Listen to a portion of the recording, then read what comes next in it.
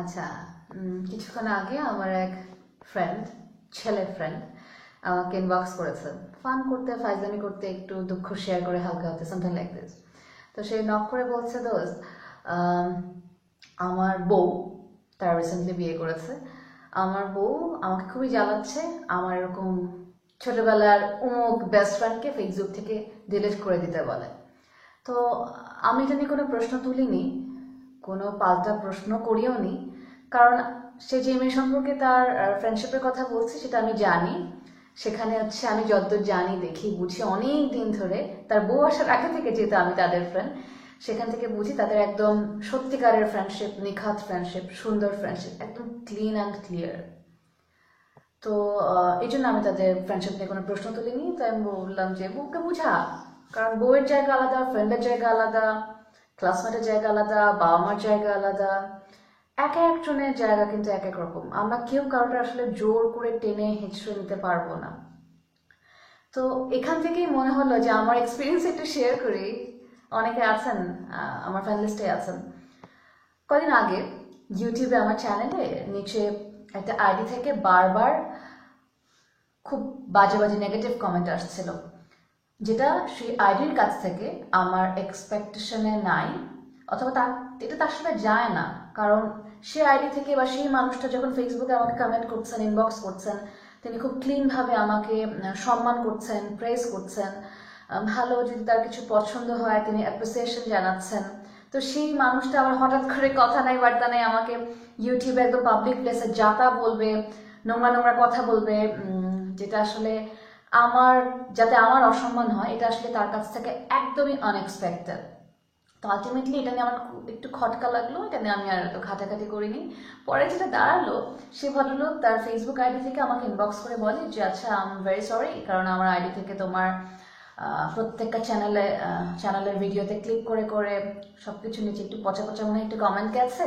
তার কারণ হচ্ছে আমার আইডিটা লগ ইন করা ছিল, আমার ওয়াইফ ঢুকেছিল। তো যেহেতু আমি তোমাকে একটু পছন্দ করি বা ভালো লাগে তোমার কাজ কারবার, আমি ওর সাথে মাঝে মাঝে শেয়ারও করি, তো সেখান থেকে সে হয়তো ফান করে একটু পচা পচা কথা লিখেছে। আই এম ভেরি সরি, সব তো ইরেজ করা সম্ভব না কোথায় আছে, তুমি আমাকে মানে মাফ করে দিও বা সরি আর কি, এটাই। তা আমি আর কিছু মানে দ্যাটস ফাইন। এখন আলটিমেটলি কি দাঁড়াচ্ছে, যেখানে আপনার হাজব্যান্ড, আপনার বয়ফ্রেন্ড অথবা আপনার পার্টনার ক্লিনভাবে, সুন্দর ওয়েতে অন্যজনের সাথে সবকিছু ডিল করছে, প্রেস করছে, সেখানে যদি আপনি জেলাস ফিল করেন, আপনার সাফোকেশন হয়, এটা আসলে কোনো একটা মানে ভালো প্র্যাকটিস কিন্তু না। আমি বলছি না যে আমি আমার পার্টনারকে কিছুই বলতে পারবো না, একদম খুবই বিন্দাস, সারাদিন দুজন দুজনের মতো চিল করবো, কারো লাইফ কারো না, দুজনের লাইফ দুজনের। আবার কিছু কিছু ক্ষেত্রে দুজনের লাইফ একটু হলেও আলাদা, অ্যাটলিস্ট সবার ব্রিদিং স্পেসটা মনে হয় দেওয়া উচিত। কারণ একটা সময় হবে কি, প্রথম দিকে তারা কথা শুনবে, সেটা এখন ঠেকায় পড়ে হোক, অতিরিক্ত ভালোবাসা প্রদর্শনের জন্যই হোক, কথা শুনবে। কদিন পর তারা বিরক্ত হবে, তারা একা থাকতে চাবে, তারা আপনার কাছ থেকে কথা লুকোবে। আপনাদের দুজনের মধ্যে আসলে পার্টনারশিপের আগে যে ফ্রেন্ডশিপটা দরকার হবে, ওটা মিসিং থাকবে, তো থাকবে না। তখন রিলেশনটা তার সৌন্দর্য বা বিউটিটা আসলে হারিয়ে ফেলবে, অশান্তি হবে, ঝগড়া হবে, গ্যাপ বাড়বে, ডিস্টেন্স বাড়বে, দুজনেই কষ্ট পাবেন। আমার অনেক ফ্রেন্ডদের দেখেছি, ফ্রেন্ডের বউ স্পেশালি, তারা কথা নেই বার্তা নেই, আমার সাথে অকেশনালি দেখা হয় অথবা ফেসবুকে হাই হ্যালো হঠাৎ হয়।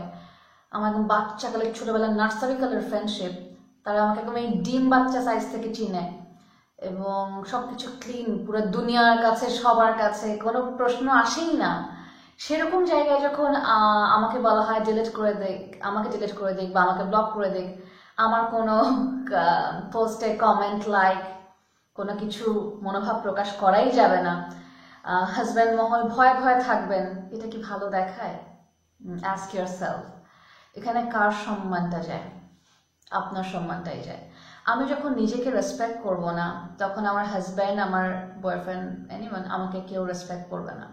আবার আমি যে আমার পার্টনারকে বলছি যে অমুককে ব্লক করে দাও, তমুককে ব্লক করে দাও, ব্লক হয়তো সংসারের সাময়িক শান্তি বজায় রাখার জন্য সে করছে, কিন্তু তার বদলে কি করছে জানেন?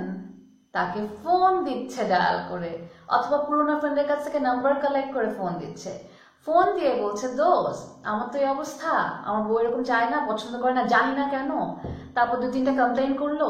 তো এখানে কি হয়? এখানে কি আপনার সম্মান থাকে? আপনার সম্মান নিজের কাছে থাকে না, আপনার হাজব্যান্ডের কাছে থাকে না, যে মানুষটাকে ব্লক বানিয়ে রেখেছেন ব্লকড যে তার কাছেও থাকছে না, পুরো ফ্রেন্ড সার্কেল বা বন্ধু মহল কাজিন মহল কারো কাছেই থাকে না। পাশের মানুষটার কেয়ার নেওয়া একটা, কিন্তু তাকে সাফোকেশন তৈরি করে অশান্তি করা অকারণে এটা আলাদা।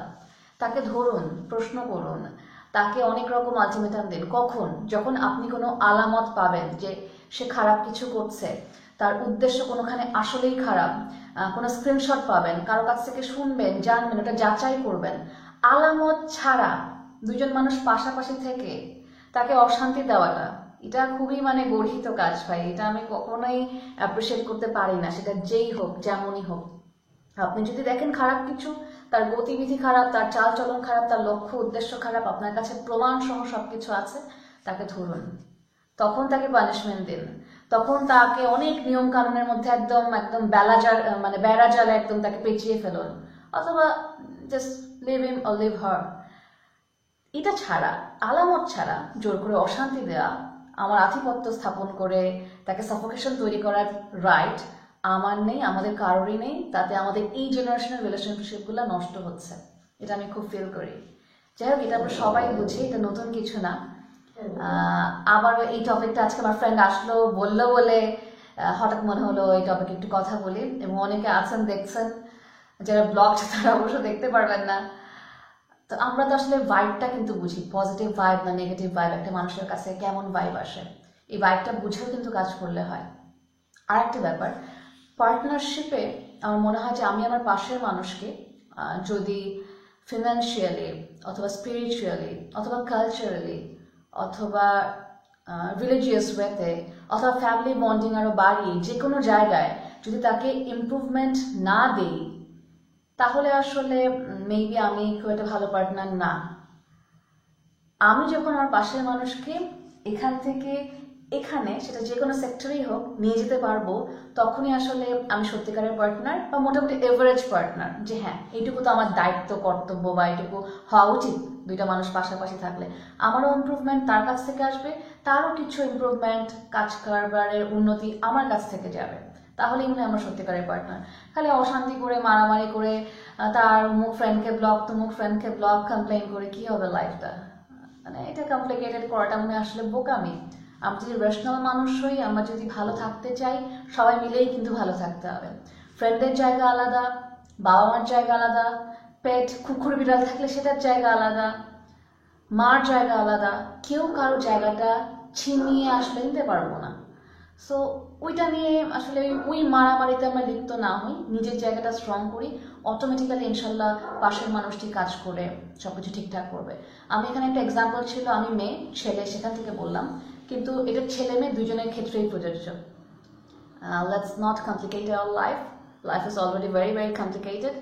সবাই সুন্দর করে ভালো থাকবো। থ্যাংক ইউ, অনেকদিন পর আসলাম, অলরেডি অনেক টাইম হয়ে গেছে। সবাই ভালো থাকবেন, বাই বাই।